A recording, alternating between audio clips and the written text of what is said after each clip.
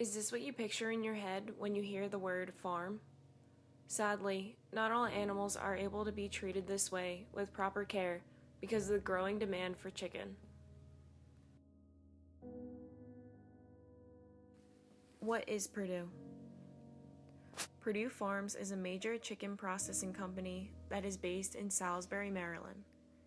With annual sales that exceed $6 billion, Perdue is the third largest producer of broiler chickens in the United States.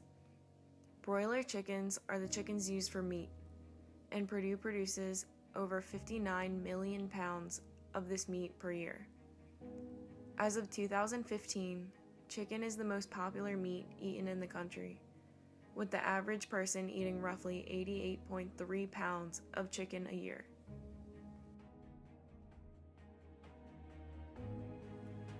Jim Perdue is the current CEO of Perdue Farms and has been the spokesman since 1991.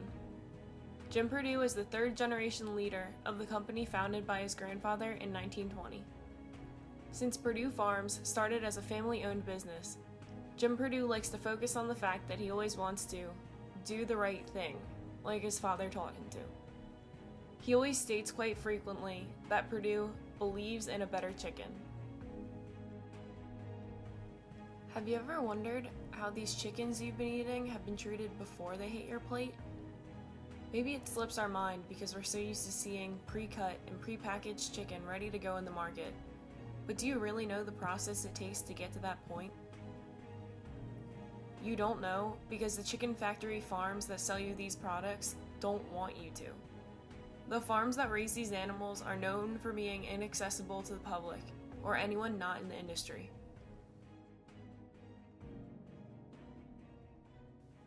Even though these animals in the meatpacking industry are being born to die, shouldn't they still have somewhat of a life? Chicken factory farms are notoriously inaccessible to anyone outside of the industry, despite chicken being America's most popular meat.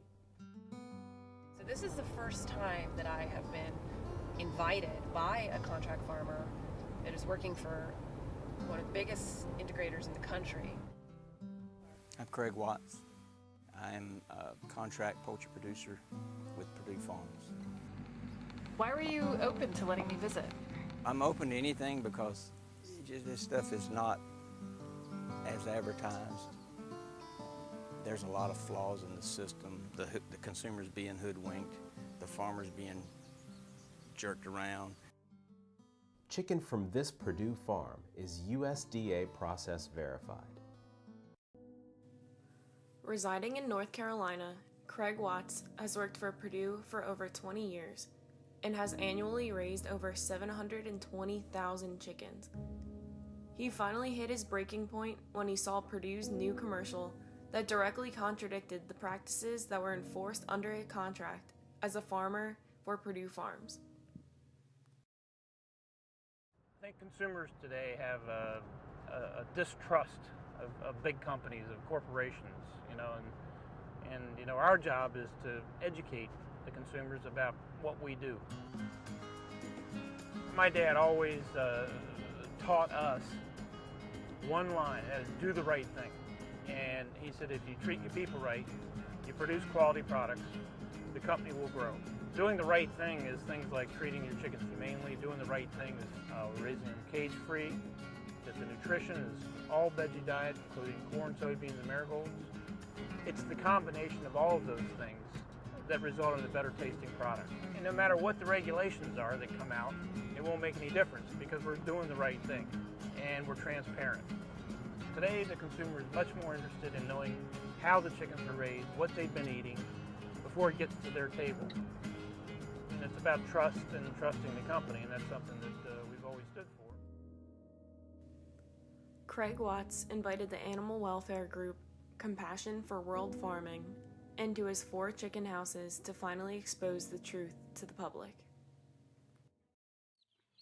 First 3 or 4 days, you're going to have some inflated mortality. It's just how bad is it going to get? That's the $64,000 question. How bad is it going to get? For each new flock, death is highest in the first and last week of the bird's life. I can't speak for a chicken. All I can say is what I observe And no, they're not happy. And they're definitely not healthy. When you get to that point right there, yeah, you're suffering. And it's just the acceptable losses. If they're not, you know, kind of up and down and drinking and eating, they're not loving life, that's for sure.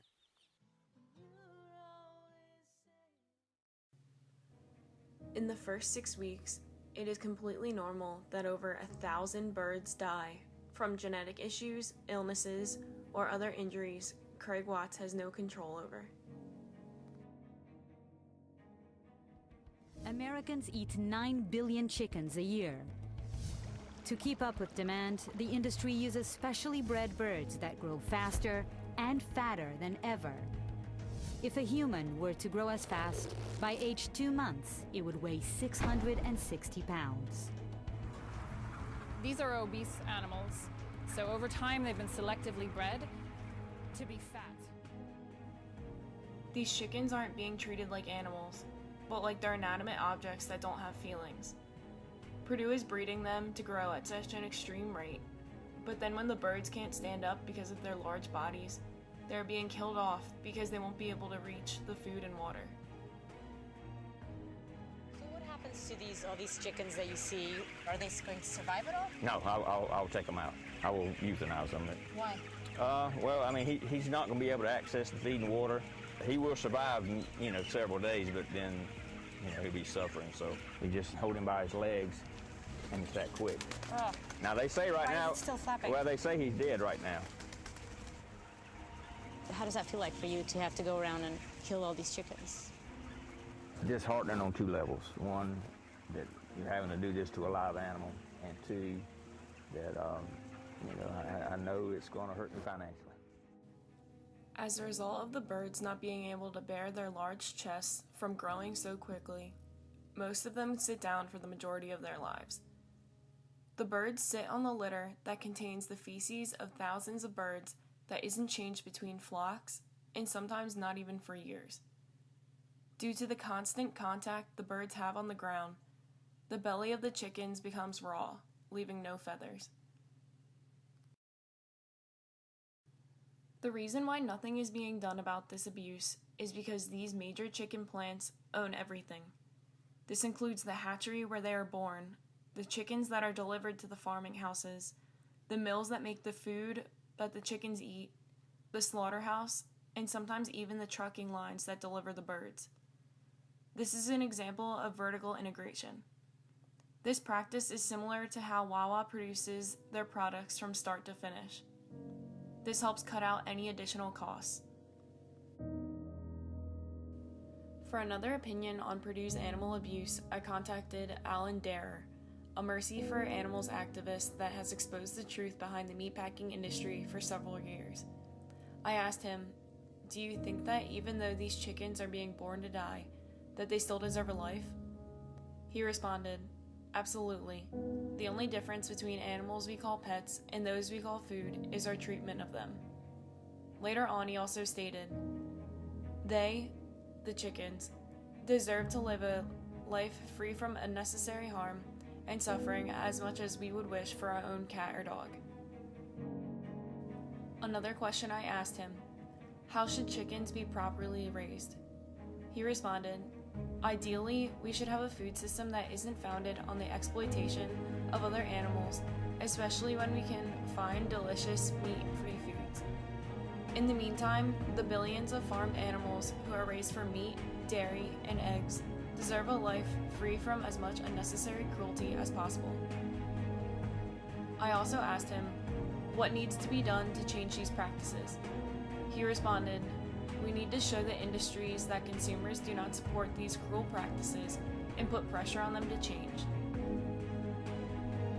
Although it may seem unreasonable to try to abstain from eating meat and other products that come from these abused animals, people still need to know the truth about the industry, what they are supporting, and what they are putting into their bodies. We need to demand better from the industry for ourselves, the farmers, and the animals. Even though these animals are born to die, they still deserve to be treated humanely and live a life free from cruelty.